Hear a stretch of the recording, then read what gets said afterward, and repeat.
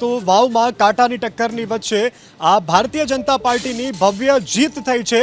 સ્વરૂપજી ઠાકોરે અહીં પોતાની જીત જે છે તે દર્શાવી છે। વાવ બેઠક પરથી કાંટાની ટક્કર વચ્ચે ભાજપની જીત।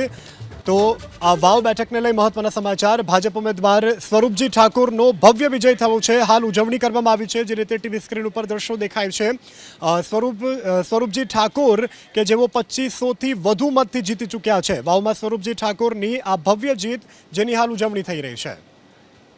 તો વાવમાં કાંટાની ટક્કરની વચ્ચે આ ભારતીય જનતા પાર્ટીની ભવ્ય જીત થઈ છે। સ્વરૂપજી ઠાકોરે અહીં પોતાની જીત જે છે તે દર્શાવી છે। વાવ બેઠક પરથી કાંટાની ટક્કર વચ્ચે ભાજપની જીત।